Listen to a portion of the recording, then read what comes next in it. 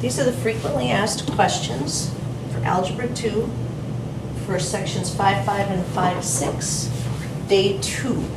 Number 21 asks us for the additional roots if we know that two of the roots are negative square root of 3 and 5 minus the square root of 11. And we need to remember the radicals and imaginaries come in pairs. So if the negative square root of 3 is there, then the positive square root of 3 is there as well. And then if we have 5 minus the square root of 11, we will have 5 plus the square root of 11. Then in number 25, this is kind of an interesting little problem here. It's saying that when you solved this, your answer was 3i plus 9. But if that's the case,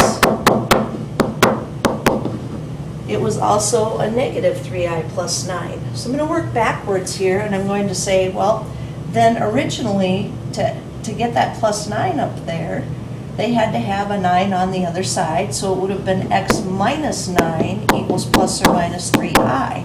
So just working backwards here by moving that 9 back over. And in order to get the I, they had taken the square root. So to work backwards, I'm going to square that. So this will be x minus 9 squared equals, and then if we had our 3i and we squared it, we'd get a 9 and a negative 1, and that would give us negative 9. Now, what I want to do is actually do the math on x minus 9 times x minus 9 to see what the original polynomial was. So that will be x squared minus 18x plus 81 equals negative 9. And then we'll go ahead and add 9 to both sides. And there it is. So for that one, the easiest way to figure out what the polynomial was just to move backwards and write it as you go.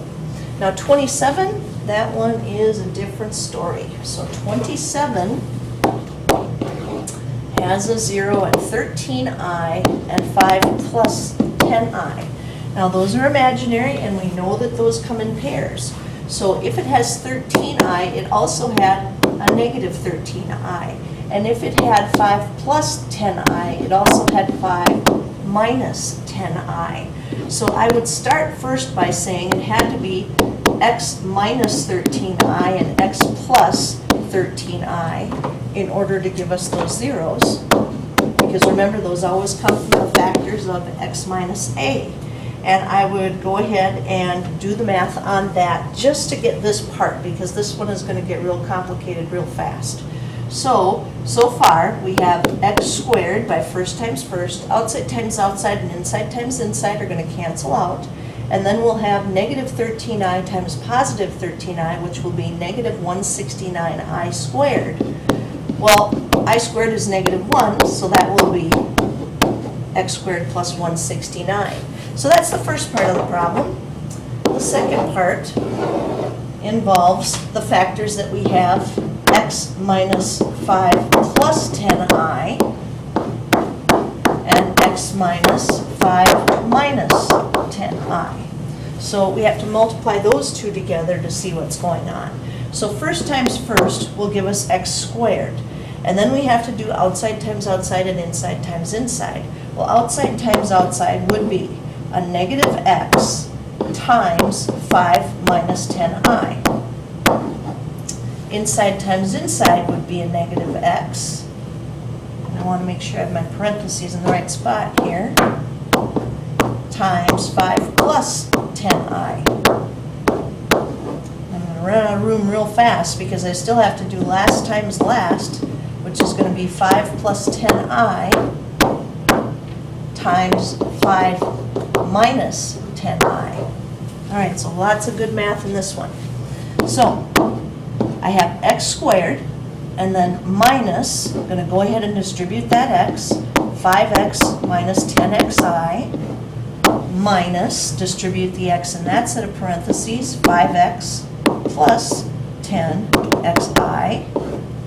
And then in the end, we're going to go ahead and do the FOIL on this last piece. So that will be 25. Outside times outside and inside times inside will cancel out.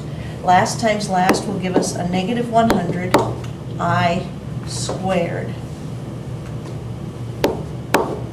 it's starting to come together, starting to get a little smaller here.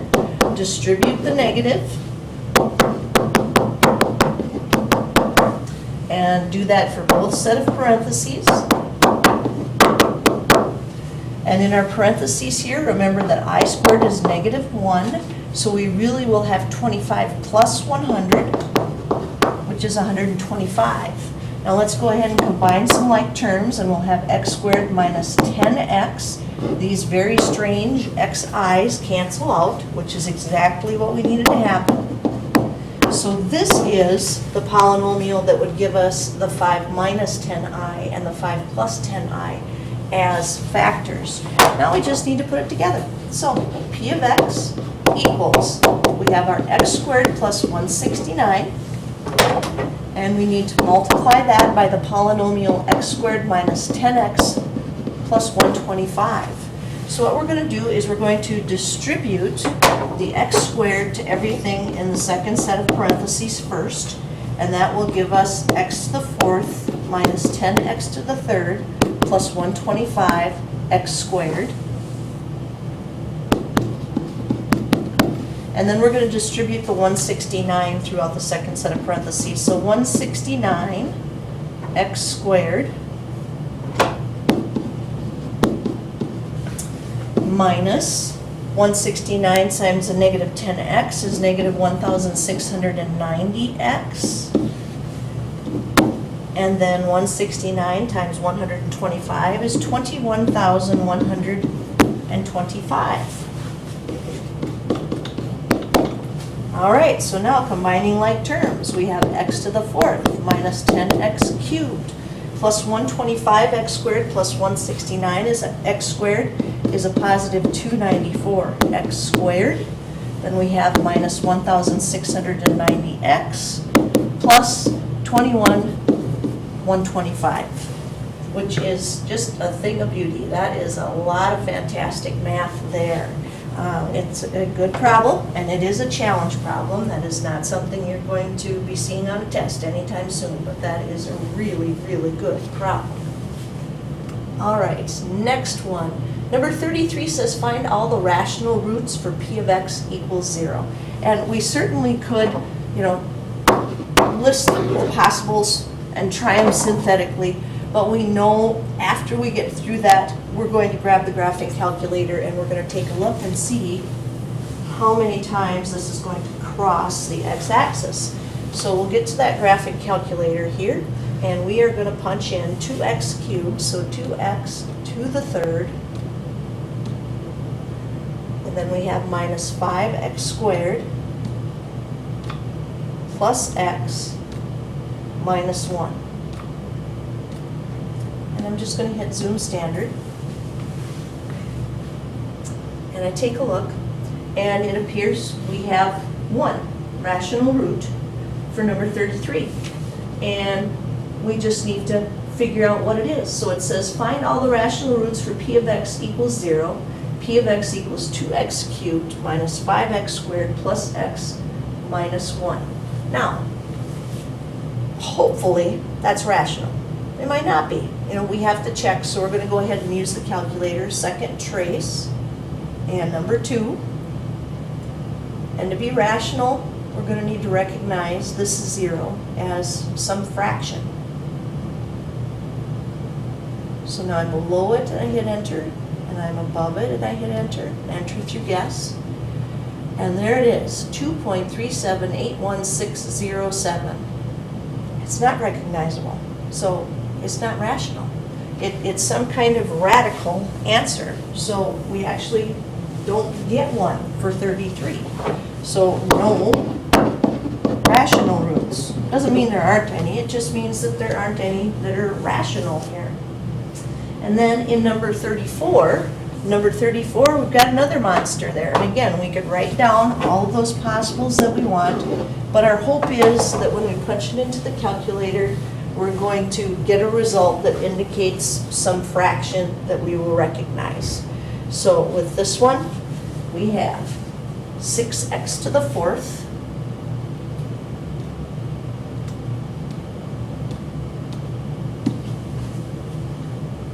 minus 13x cubed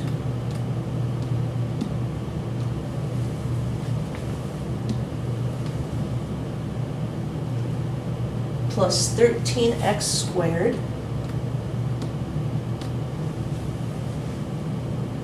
minus 39x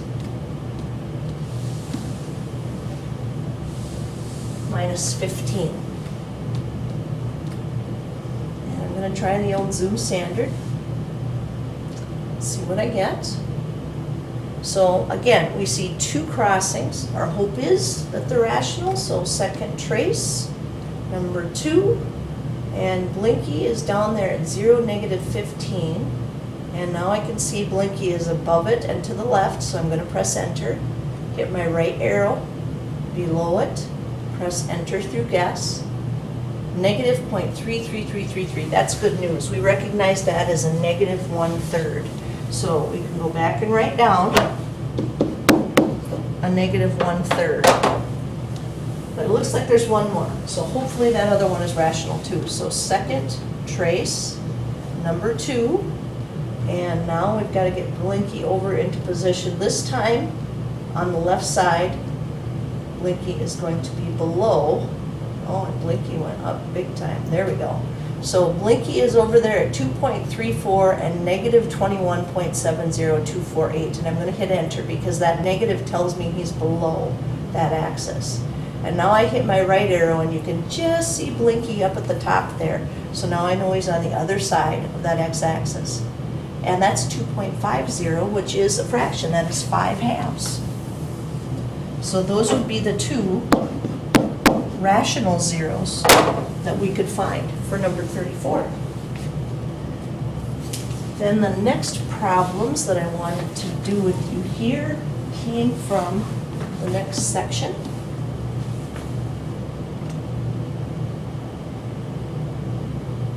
Oh, right here, I need to write some again. So write a polynomial function p of x with rational coefficients with these given roots. So we have a negative 6 and a 3 and a negative 15i, and that means we have to recognize that positive 15i was there also. So x minus, if we got a negative 6, x minus a negative 6 would have been x plus 6 that made that happen. And then x minus 3 and x plus 15i and x minus 15i. Now, pretty obviously, what we want to do is get rid of the imaginaries right away. So that's the first multiplication I'm going to do. Multiplication is commutative, so it doesn't matter which ones we do first. This will just be the easiest on us. So first times first is x squared. Outside times outside and inside times inside are going to cancel out. And 15 times 15 is 225. So we'll have a negative 225i squared, which means we're really going to have x squared plus 225. Now, choices for how to do the rest of this. Well, I think what I'm going to do is I'm going to move that x squared plus 225 out in front, and I will go ahead and multiply the other two binomials that have the smaller numbers in them first. So that will give me x squared. Outside times outside is minus 3x. Inside times inside is plus 6x. That'll be plus 3x. And then last times last is minus 18. So the next thing to do is to go ahead and distribute the x squared through that trinomial, and that will be x to the 4th plus 3x to the 3rd minus 18x squared. Then I have to distribute that 225, so plus 225x squared, and then we need our little 225 times 3, and that's going to give us 675x. And then we need 225 times negative 18, and that'll give us negative 4,050. And then we check to see, do we have any like terms? And we just happen to have a couple, not much. There's our x to the 4th and our x cubed, and then we need our negative 18 plus 225, and that will be 207 x squared plus 675x minus 4,050. So that one is along the lines of something that we would expect you to be able to do on the test. Not a lot of the other nasty ones that we had up there earlier, but this one definitely is something you should be able to do. Okay, now on to the 5-6 questions. 5-6 says find all the zeros of each function, and number 16 is y equals 2x cubed plus x squared plus 1.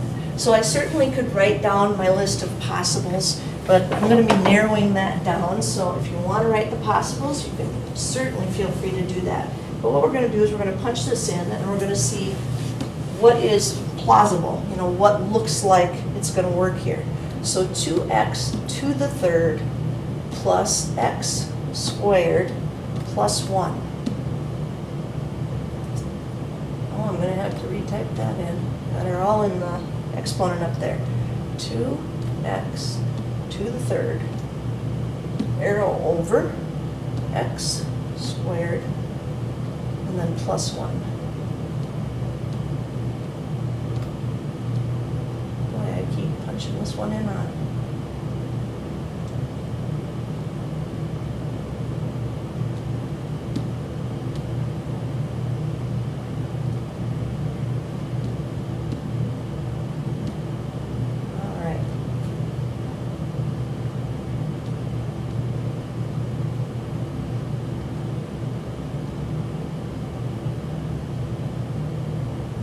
Start again. 2x to the third. It just would not let me fix that. Plus x squared. And then plus 1. There we go. Right. All right. So it appears that maybe -1 is one of the zeros. I'm going to check my table. So second graph, -1 is definitely one of the zeros. So I'm going to go ahead and use synthetic with -1. And I see I have 2x cubed, 1x squared. I'm missing an x, so I'm going to need a 0 in that position. I bring the 2 down, I multiply. Inside the box we add, outside the box we multiply, inside the box we add, outside the box multiply, and inside the box we add. So now, I want to see what, and this is remainder constant x squared. So 2x squared minus x plus 1 equals 0. And at this point, I have the choice of either completing the square or using the quadratic formula. And I'm going to go ahead and complete the square. So 2x squared minus x, move the -1 over, divide by 2, because in order to complete the square, our a value has to be 1 when it's in standard form. So x squared minus 1/2 x equals -1/2. And now I have to go through the process of b over 2 squared. So -1/2 divided by 2 squared. Well, -1/2 divided by 2 is the same thing as -1/2 times 1/2, which is -1/4 squared, which is 1/16. So I have to add 1/16 to both sides of this equation. And on this side, that will give me x plus b over 2. Well, b over 2 was a -1/4. And over here, have to do a little common denominator stuff here. So -1/2 is going to be the same thing as -8/16. So -8/16 plus 1/16 is a -7/16. Then I can go ahead and take the square root of both sides. So x minus 1/4 equals plus or minus. Well, I've got a negative in there, so I'm going to have an I in the back. Square root of 7 is not something nice, so we're going to leave that there. But the square root of 16 is 4. And then finally, I can just add 1/4 to both sides. And this little monster is done. So we had one real solution, and we had 2 imaginary solutions. Then, number 24, I'm going to have to do some erasing here. Put that on for you.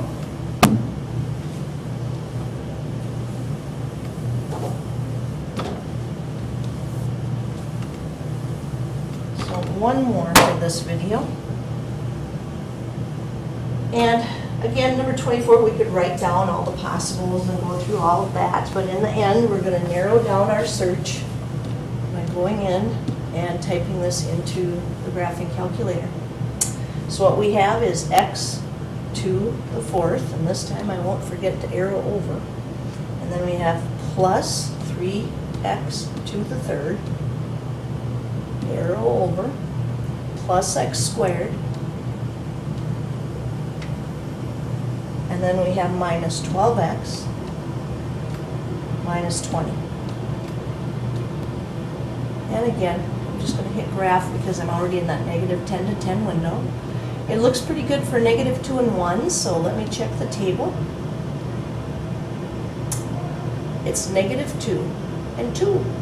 So negative 2 and 2 appear to be my zeros that I can see as rational zeros. So those are the numbers that I want to check synthetically. And I'll just do the negative first. I have 1x to the fourth, 3x to the third, 1x squared, a negative 12x, and a negative 20. So I'm going to bring down the 1, multiply, add, multiply, add, multiply, add, multiply, and add. And that's good news because that tells me that negative 2 definitely was a 0. Now I'm going to go after the 2. So we bring down the 1, multiply, and add, multiply, and add, multiply, and add. And again, that's good news. Sorry, dropping the marker. That means that negative 2 and 2 have been verified. Those are definitely zeros. So now I need to see what I have left. And what I have left is x squared plus 3x plus 5 equals 0. So it's time to complete the square or use the quadratic formula to get the last 2. So I'm going to go ahead and complete the square by taking 3 over 2 and squaring it. And that's going to be 9/4.